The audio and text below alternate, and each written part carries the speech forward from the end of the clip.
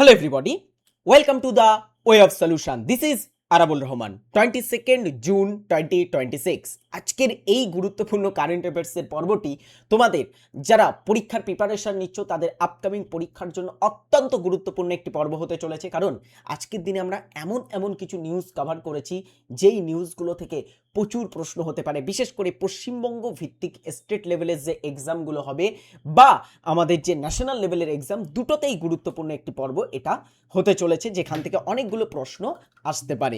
চলো আমরা সরাসরি আজকের কারেন্ট অ্যাফেয়ার্স দেখব, সাথে সাথে শেষ পর্যন্ত পর্বটি দেখবে, কারণ জিকে প্রশ্ন উত্তরও কিন্তু আছে যেটা প্রতিদিন থাকে। চলো, TWS একাডেমি অ্যাপে তোমরা যারা এখনো যুক্ত হওনি ডাউনলোড করো। কি করছো? 500K আমাদের ডাউনলোড কমপ্লিট হয়েছে ইতিমধ্যে, তার জন্য আমরা অনেক হ্যাপি। এবং যারা এখনো ডাউনলোড করোনি সকলে ডাউনলোড করো, এটাকে কিন্তু 1 মিলিয়ন প্লাস ডাউনলোডে নিয়ে যেতে হবে। চলো শুরু করছি প্রথম প্রশ্ন দিয়ে। 1 নম্বর প্রশ্ন, প্রতি বছর কোন তারিখে আন্তর্জাতিক যোগ দিবস পালন করা হয়ে থাকে? ইন্টারন্যাশনাল ডে অফ ইয়োগা বা যোগ দিবস প্রতি বছর পালন করা হয় জুন মাসের 21 তারিখে। দেখো, international day of yoga takes place annually on June 21, প্রতি বছর 21শে জুন এটা পালন করা হয়। এটা প্রথম পালন করা হয়েছিল 2015 সালে। 2015 সাল থেকে এটা পালন করা হচ্ছে। আর এই বছরে যে যোগ দিবস হলো সেটা হচ্ছে 12তম যোগ দিবস। তো 2026 সালে পালিত যে 12তম যোগ দিবস, এই যোগ দিবসের মূল থিম কি ছিল? থিম মানে কি? মূল বিষয়বস্তু। দেখো, যোগ দিবসের এই বছরের যোগ দিবসটা কেন এত গুরুত্বপূর্ণ? কারণ এটার যে মূল অনুষ্ঠান সেটা আমাদের পশ্চিমবঙ্গে অনুষ্ঠিত হয়েছে ফার্স্ট টাইমের জন্য। যোগার মূল অনুষ্ঠান বা ইয়োগা তার মূল অনুষ্ঠান আমাদের ওয়েস্ট বেঙ্গলে হলো।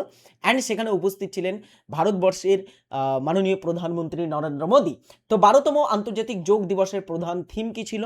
অ্যান্সার হচ্ছে ইয়োগা ফর হেলদি এজিং, মানে যোগ বা যোগ ব্যায়াম একটা সুস্থ সবল বার্ধক্যের জন্য। এজিং মিন্স হচ্ছে বার্ধক্য, তো সুস্থ বার্ধক্যের জন্য যোগ ব্যায়াম, সেটাকে কিন্তু এখানে ফুটিয়ে তোলা হয়েছে। তো this year marks the 12th international day of yoga with the theme yoga for healthy ageing. তো এই বছর 12তম যোগ দিবস পালিত হলো। থিম কি ছিল আরও একবার বলে দিচ্ছি, ইয়োগা ফর হেলদি এজিং। এটা থেকে আপকামিং পরীক্ষাতে কিন্তু প্রশ্ন আসতে পারে। আর মূল অনুষ্ঠান কোথায় হলো? কলকাতাতে। এরপরে 2026 সালের জুন মাসে কোন দেশে 2 দিন ব্যাপী ব্রিক্স জাতীয় নিরাপত্তা উপদেষ্টা বা ন্যাশনাল সিকিউরিটি যে অ্যাডভাইজারি যারা থাকে তাদের বৈঠক শুরু হতে চলেছে? সো সঠিক উত্তর কি হবে? এই বছর ব্রিক্সের সমস্ত ধরনের প্রায় মিটিং কিন্তু ভারতে হচ্ছে, কারণ এই বছরে ব্রিক্সের সভাপতিত্ব অর্জন করেছিল ভারত। তো এখানে সঠিক উত্তর হচ্ছে ভারতে ব্রিক্সের জাতীয় নিরাপত্তা উপদেষ্টা বা NSA যারা অফিসার আছে তাদের বৈঠক শুরু হতে চলেছে। India will host a 2-day BRICS national security advisers meeting beginning on Monday. সোমবার অর্থাৎ আজকের দিন থেকে শুরু হচ্ছে এটা, 22 তারিখ থেকে, এবং দুদিন চলবে, 22 and 23 তারিখ। এই মিটিংটা আমাদের ভারতে অনুষ্ঠিত হতে চলেছে। The meeting will be chaired by national security adviser Ajit Doval. ভারতের যিনি প্রধান জাতীয় নিরাপত্তা উপদেষ্টা আছেন অজিত দোভাল, তিনি এই মিটিংটাতে সভাপতিত্ব করবেন, এই সভাটাতে সভাপতিত্ব করবেন। অলরাইট, এরপরে 2026 সালের 21শে জুন ভারতীয় নৌবাহিনী কলকাতায় নির্মিত কোন 3টি সম্পূর্ণ দেশীয় প্রযুক্তির রণতরীকে আনুষ্ঠানিকভাবে বাহিনীতে অন্তর্ভুক্ত করল? কলকাতাতে আছে গার্ডেন রিচ শিপইয়ার্ড লিমিটেড। এখান থেকে অনেক কিন্তু ভারতীয় নৌসেনার বিভিন্ন ফ্রিগেট, ভারতীয় নৌসেনার বিভিন্ন নৌজাহাজ, বিভিন্ন ধরনের এয়ারক্রাফট ক্যারিয়ার ইত্যাদি ইত্যাদি তৈরি হয়ে থাকে।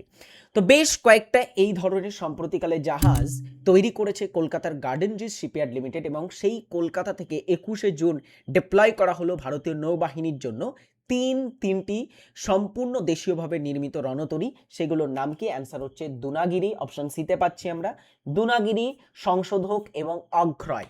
দেখো, Indian Navy is scheduled to commission 3 indigenously built frontline platforms, Dunagiri, Sanshodhak and Argha in Kolkata on 21st June 2026. তো এইগুলো হচ্ছে ভারতবর্ষের প্রথম সারির প্ল্যাটফর্ম জাহাজ, যেগুলোর নাম হচ্ছে দুনাগিরি, সংশোধক, অগ্রয়।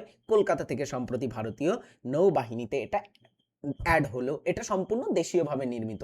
অলরাইট, নেক্সট প্রশ্ন। সম্প্রতি 5 নম্বর প্রশ্ন, সম্প্রতি কেন্দ্রশাসিত কোন কেন্দ্রশাসিত অঞ্চল সিঙ্গেল ইউজ মানে একবার ব্যবহারযোগ্য যে প্লাস্টিকগুলো আছে সেই প্লাস্টিক ও নোংরা বর্জন ফেলা সম্পূর্ণ নিষিদ্ধ করার নির্দেশ দিয়েছেন?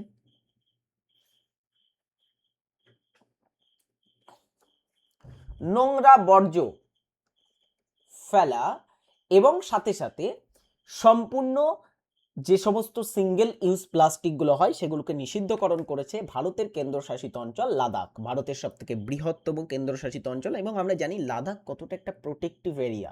লাদাখ হচ্ছে, তারা বিশেষ করে পরিবেশ নিয়ে কিন্তু ভীষণ কনসার্ন থাকে। লাদাখ হচ্ছে আমাদের ভারতবর্ষের এই কেন্দ্রশাসিত অঞ্চলের যিনি lieutenant governor LG VK. Saxena বা বিনয় কুমার সাক্সেনা, তিনি অর্ডার্স দিয়েছেন, অর্ডার্স স্ট্রিক্ট, তিনি একদমই একটা কিন্তু কড়া নির্দেশ দিয়েছেন to ban single use plastic and littering across Ladakh. তো লাদাখ জুড়ে নোংরা আবর্জনা ফেলা, যেখানে যত্রতত্র আবর্জনা ফেলা এবং যে সমস্ত সিঙ্গেল ইউজ মিনস কি, সিঙ্গেল ইউজ প্লাস্টিক মানে কোনো প্লাস্টিক একবার ব্যবহার করে ফেলে দেওয়া হয়, এমন প্লাস্টিক সিঙ্গেল ইউজ প্লাস্টিকটাকে ব্যান করেছে Ladakh lieutenant governor alright V K. Saxena সম্প্রতিকালে। নেক্সট, সম্প্রতি কোন দেশ FIH, হ্যাঁ তো সেই FIH এটা হচ্ছে হকির একটা ইন্টারন্যাশনাল ফেডারেশন, যেমন ক্রিকেটের থাকে ICC, ফুটবলের FIFA, তেমনি হকির হচ্ছে FIH। তার ওমেন্স নেশন কাপ ট্রফি জিতেছে কোন দেশ? মহিলাদের নেশনস কাপ ট্রফি। সকল স্টুডেন্টসকে বলবো লাইক করো দ্রুত, আর পরবর্তীতে যারা লাইক করার সাথে আমাদের যারা এখনো সোশ্যাল মিডিয়া প্ল্যাটফর্মে বিভিন্ন জায়গাতে ফলো করোনি অবশ্যই কিন্তু ফলো করে নেবে। হ্যাঁ, চলো স্টার্ট করছি। FIH women's national cup trophy জিতেছে সম্প্রতিকালে ভারত। এখানে কোথায় পড়লো এটা? অপশান এ রাইট অ্যান্সার হচ্ছে ভারত জিতেছেন। ইন্ডিয়া বিট নিউজিল্যান্ড, ফাইনালে নিউজিল্যান্ডকে 2-0 two clinch second FIH women's national cup title. Bharat নিউজিল্যান্ডকে ফাইনালে হারিয়েছে 2-0 গোলে হকিতে, এবং দ্বিতীয়বারের জন্য সেকেন্ড টাইমের জন্য ভারত এই কাপটা জিতেছে, যেটার নাম হচ্ছে FIH ওমেন্স নেশনস কাপ। তার শিরোপা জিতেছে সম্প্রতি ভারত। নেক্সট 7 নম্বর প্রশ্ন, 7 নম্বর কারেন্ট অ্যাফেয়ার্স। 2026-27 মেয়াদের জন্য ফাইন্যান্সিয়াল অ্যাকশন টাস্ক ফোর্স, যেটাকে FATF বলা হচ্ছে, তার নতুন ভাইস প্রেসিডেন্ট হিসাবে নিযুক্ত করা হয়েছে। কাকে নিযুক্ত করা হয়েছে এটা জেনে রাখবে। Financial action task force FATF, এটার সদর দপ্তর হচ্ছে প্যারিসে অবস্থিত আছে। তো তার সম্প্রতিকালে নতুন ভাইস প্রেসিডেন্ট হিসেবে নিযুক্ত হলেন ভারতেরই Vivek Agarwal. India to assume vice presidency of the financial action task force for the first time. প্রথমবারের জন্য ভারত বা ভারতের কোনো ব্যক্তি ভাইস প্রেসিডেন্সির দায়িত্ব সামলাচ্ছেন ফাইন্যান্সিয়াল অ্যাকশন টাস্ক ফোর্সে। অ্যান্ড শ্রী বিবেক আগরওয়াল তিনি হচ্ছেন সেই ব্যক্তি যিনি secretary of ministry of culture, মানে ভারতবর্ষের যে সংস্কৃতি মন্ত্রক আছে তার তিনি সচিব হিসাবে বা সেক্রেটারি হিসাবে কাজ করেছেন, এবং is appointed vice president of FATF। সম্প্রতিকালে তিনি FATF এর সহসভাপতি বা ভাইস প্রেসিডেন্ট হিসাবে নিযুক্ত হলেন for the term of July 2026। July 2026-এ তিনি অ্যাপয়েন্ট হবেন এবং সেখান থেকে জুন 2027 পর্যন্ত তার পদে থাকার সময়কাল বলা হয়েছে। তো 2026-27-এর জন্য তিনি নিযুক্ত হলেন বিবেক আগরওয়াল। নেক্সট প্রশ্ন, এই প্রশ্নটা আসতে চলেছে পরীক্ষাতে, কিন্তু খুব ইম্পর্টেন্ট। 2026 সালে ফার্স্ট টাইমের জন্য পশ্চিমবঙ্গ দিবস পালন করা হয়েছে কবে? পশ্চিমবঙ্গ দিবস বা পশ্চিমবঙ্গ প্রতিষ্ঠা দিবস পালন করা হলো সম্প্রতিকালে প্রথমবারের জন্য। পশ্চিমবঙ্গের নতুন সরকার তারা বিশেষ উদ্যোগের সাথে আমরা দেখেছি এই দিবসটা পালন করেছে, এবং পশ্চিমবঙ্গ দিবস পালন করা হলো ফার্স্ট টাইমের জন্য 20 জুন। এটা 20 জুন হবে। হ্যাঁ, পশ্চিমবঙ্গ দিবস বা ওয়েস্ট বেঙ্গল ডে এটাকে আমরা বলছি, অবজার্ভড অ্যানুয়ালি অন জুন 2020। প্রতি বছর বলতে এই বছর থেকে শুরু হচ্ছে, এটা প্রতি বছর পালন করা হবে তোমার পশ্চিমবঙ্গ দিবস 20 জুনটাকে। কমেমোরেটস দ্য স্টেট ফাউন্ডেশন, মানে এই রাজ্যের প্রতিষ্ঠাকে স্মরণে রেখে, and honour the unique culture, এই রাজ্যের যে অনন্য ইউনিক যে কালচার আছে অ্যান্ড তার যে পরিচয়পত্র আছে, কালচার আইডেন্টিটি আছে, সেটাকে সম্মান জানাতে, অ্যান্ড হিস্টোরিক্যাল লেগেসি, তার যে ঐতিহাসিক গুরুত্ব হিস্টোরিক্যাল লেগেসি আছে সেটাকে দর্শাতে, সেটাকে দেখানোর জন্য সম্প্রতিকালে এই দিবসটা পালন করা হলো। তো দ্য থিম ওয়াজ কি ছিল এই বছরে ছাব্বিশে পশ্চিমবঙ্গ দিবসে বলতে পারি থিম ছিল কি, স্টেটকে ফাউন্ডেশন তার সম্মান জানানো and unique culture identity and historical লেগেসিকে দর্শানো, এটাই ছিল মূল এই বছরের থিম পশ্চিমবঙ্গ দিবসের। নেক্সট দেখো, জোনাথন নামের এই কচ্ছপ বর্তমানে বিশ্বের সবচেয়ে বয়স্ক জীবিত স্থলচর প্রাণী। জোনাথন বর্তমানে কোথায় বাস করেন? দেখো একটা কচ্ছপ কোথায় বাস করে প্রশ্নটা দেওয়া হয়েছে। এখানে দেখো একটা তোমরা সার্টিফিকেট দেখতে পাচ্ছ, সার্টিফিকেটটা যে কোনো ধরনের সার্টিফিকেট নয়। ইন দিস সার্টিফিকেট এটাতে বলা হচ্ছে যে Jonathan is the oldest animal on the planet আর্থের উপরে, বিশেষ করে স্থলভাগে অবস্থিত যত প্রাণী আছে, যত বসবাসকারী প্রাণী আছে, তার মধ্যে সব থেকে পুরনো প্রাণী হচ্ছে এই জোনাথন। ইনি সম্প্রতিকালে রেকর্ড গড়েছেন, আর এখানে এই যে সার্টিফিকেটটা দেখতে পাচ্ছ তার রেকর্ডের সার্টিফিকেট। তো এই জোনাথন নামের কচ্ছপ তাকে আমরা পাবো সেন্ট হেলেনাতে। সেন্ট হেলেনা হচ্ছে একটা দ্বীপ, খুব আইসোলেটেড পৃথিবীর একটা দ্বীপ, সেখানে। Jonathan a Seychelles giant tortoise born around 1832 সালের দিকে ইনি জন্মগ্রহণ করেছিলেন। এই কচ্ছপটা সেশেলস বলে একটা দ্বীপে, ভারত মহাসাগরে অবস্থিত দ্বীপে। ওকে, তার নাম হচ্ছে জোনাথন।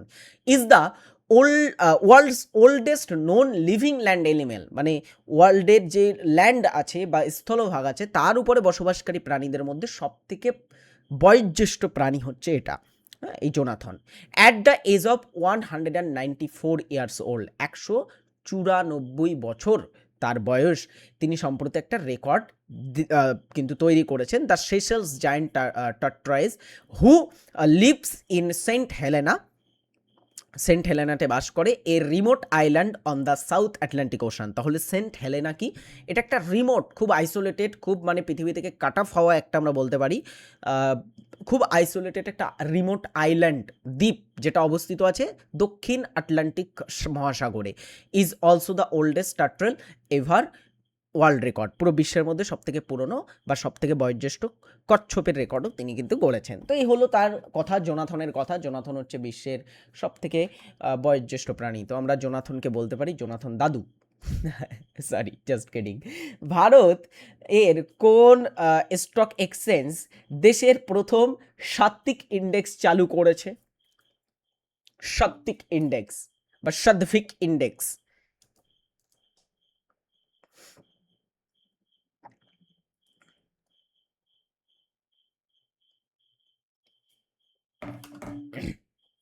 সাত্ত্বিক ইন্ডেক্স বা সাত্ত্বিক ইন্ডেক্স চালু করেছে Bombay stock exchange. Is the oldest stock exchange, আমাদের ভারতবর্ষের সব থেকে পুরনো স্টক এক্সচেঞ্জ, যেটা এস্টাবলিশ হয়েছিল 1875 সালে স্থাপিত হয়।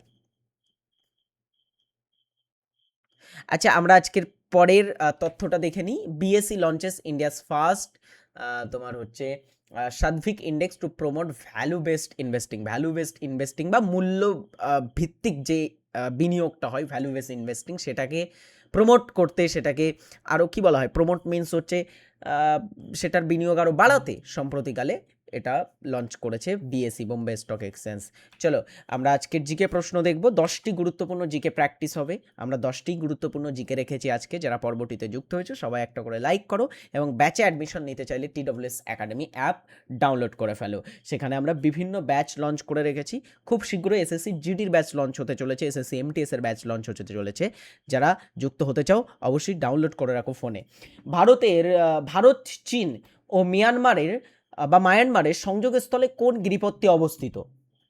এখানে আমরা প্রথমে দেখি এই গিরিপথগুলো কোথায় আছে। খুব ইম্পর্টেন্ট, আমরা কয়েকটা গিরিপথ এখানে পাচ্ছি। হ্যাঁ, প্রথমে বলো উত্তর কি হবে?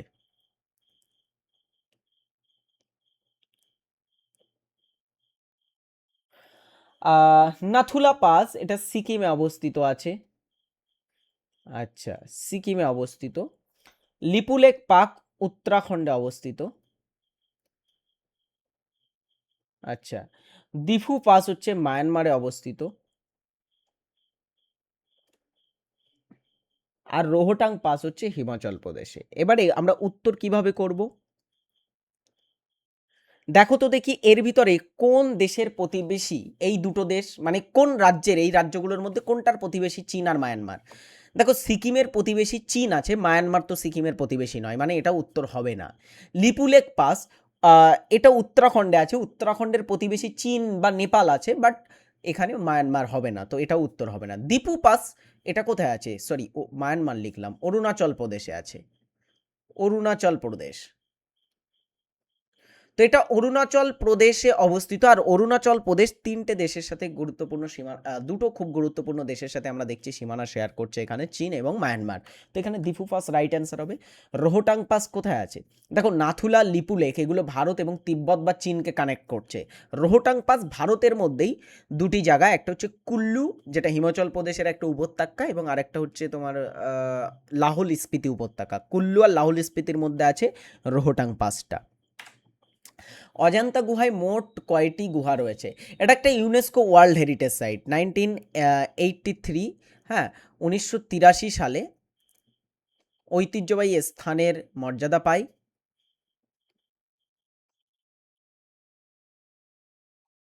তাই তো, বিশ্ব ঐতিহ্যবাহী স্থান হিসেবে মর্যাদা পায় 1983-তে। সেই অজন্তা গুহায় মোট কতগুলি গুহা রয়েছে, 30টি গুহা আছে।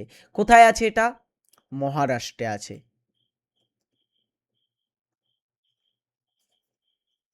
অজন্তা গুহা। নেক্সট প্রশ্ন, এখানে এই গুহাগুলোতে সবই কিন্তু বৌদ্ধ সংস্কৃতির নিদর্শন, বিভিন্ন বৌদ্ধ চিত্র আমরা দেখতে পাই এই অজন্তা গুহাতে। মনে করা হয় সেগুলো গুপ্ত যুগে নির্মিত হয়েছিল বলে, যে অজন্তার গুহা চিত্রগুলো। সন অফ নোবডি গ্রন্থটির লেখককে 2026 সালে প্রকাশিত, সম্প্রতিকালে প্রকাশিত হয়েছে এই বইটা। তো এই বইটার লেখককে, এবং অলরেডি একটা পুরস্কারও জিতে গেছে এই সন অফ নোবডি গ্রন্থটি, এটা লিখেছেন ইয়ান মার্টেল। এই ইয়ান মার্টেল সম্পর্কে আরেকটা জিনিস দেখো, ইয়ান মার্টেলের একটা বই আছে, সেই বইয়ের উপরে একটা বিখ্যাত সিনেমাও তৈরি হয়েছে, যেটা হচ্ছে life of pi. Life of পাইয়ের উপরে সিনেমা আছে একটা। তো লাইফ অফ পাই বইটা অ্যাকচুয়ালি লিখেছিলেন কে, ইয়ান মার্টেলের লেখা বিখ্যাত বই। নিচের কোনটি ক্লয়েড দ্রবণের উদাহরণ, ক্লয়েড দ্রবণের প্রচুর উদাহরণ আছে, ঠিক আছে, তার মধ্যে এর ভিতরে কোনটা ক্লয়েড দ্রবণ, চিনির দ্রবণ, লবণের জলীয় দ্রবণ, দুধ নাকি কপার সালফেটের দ্রবণ।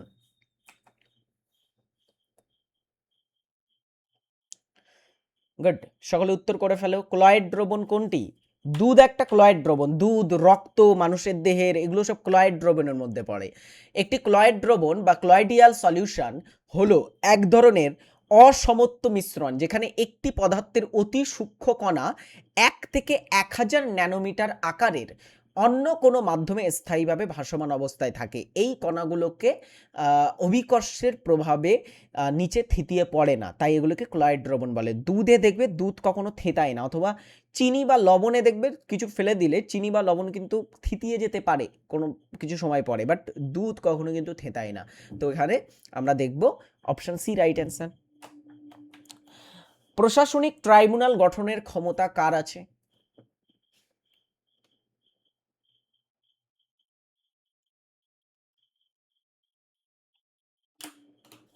গুড, সকল স্টুডেন্টস লাইক করো পর্বটিতে।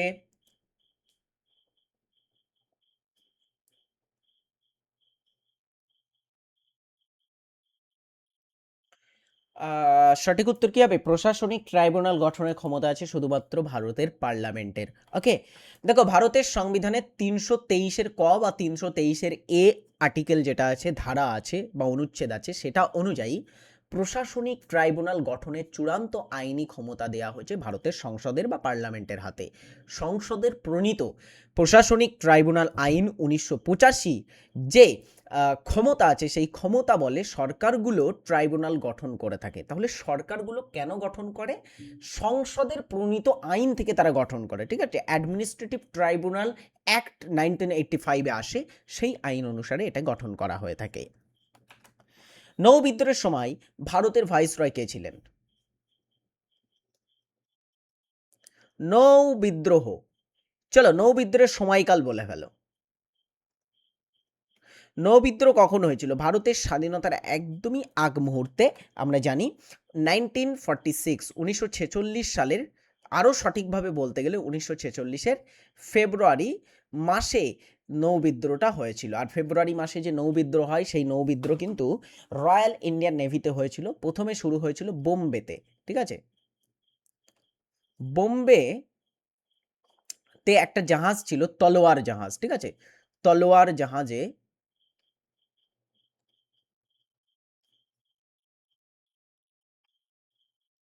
শুরু হয় নৌবিদ্রোহ। এখন এই নৌ বিদ্রোহটা যখন হয়েছিল তখন ভারতের ভাইসরয় ছিলেন লর্ড ওয়াভেল। ওয়াভেলের সময় 1946-এ।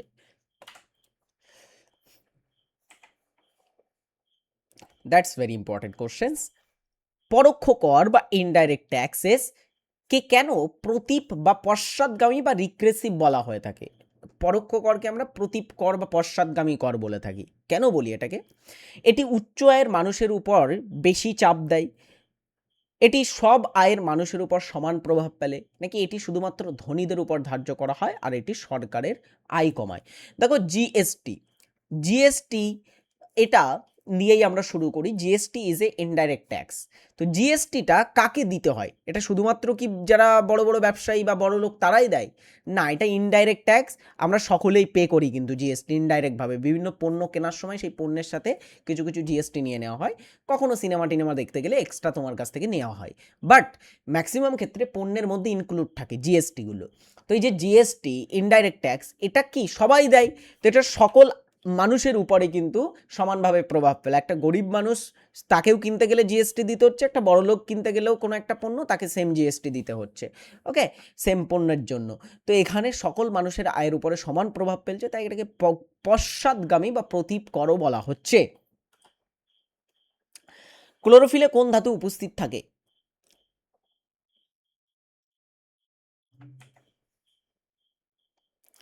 ক্লোরোফিলে কোন ধাতু থাকে? ম্যাগনেসিয়াম ধাতু থাকে, ঠিক আছে? নেক্সট প্রশ্ন। গান্ধী ইন চম্পারণ বইটির লেখককে? গান্ধীজির ফার্স্ট ক্যাম্পেনিং ছিল চম্পারণ। 1917 সালে চম্পারণ সত্যাগ্রহ হয়।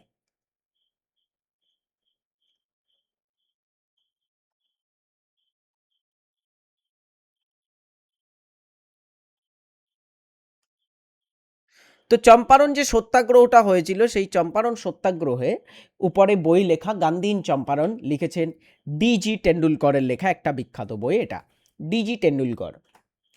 শতদ্রু নদীর উপর নির্মিত ভারতের বৃহত্তম বাঁধ কোনটি? সালাল, হীরাকুদ, উকাই। হীরাকুদ তো মহানদীর উপরে আছে, ভারতবর্ষের সব থেকে দীর্ঘতম। চলো একটা এলিমিনেট করে দিলাম, বাকিগুলো উত্তর করো। শতদ্রুর উপরে আছে কোন বাঁধ? শতদ্রু সিন্ধুর একটা উপনদী। সিন্ধুর কোন তীরের উপনদী? সিন্ধুর বাম তীরের উপনদী, তাই তো? তো এখানে বলো যে নদীগুলো আছে, এই নদীর মধ্যে কোন নদীর উপরে, শতদ্রু নদীর উপরে কোন বাঁধটা আছে? ভাকরানাঙ্গাল বাঁধ আছে। ভারতবর্ষের সব থেকে বৃহত্তম কংক্রিট বাঁধের নাম ভাকরানাঙ্গাল বাঁধ, আমরা জানি। আচ্ছা, সালাল বাঁধ সম্পর্কে বলি। সালাল বাঁধটা আছে চেনাব নদীতে। চেনাব অলসো, চেনাব নদীটাও একটা সিন্ধুর উপনদী। আচ্ছা, উকাই বাঁধ তাপ্তি নদীতে আছে গুজরাট রাজ্যে। একটা বাড়ির কাজ দেবো এবং ক্লাসটি শেষ করব। বায়ুমণ্ডলে অক্সিজেনের কত পরিমাণ শতাংশ আছে কমেন্ট বক্সে জানাবে অবশ্যই সকল স্টুডেন্টস। আজকের পর্বটা আমরা এখানেই শেষ করছি। ভালো থাকবে, সুস্থ থাকবে। Thanks for watching.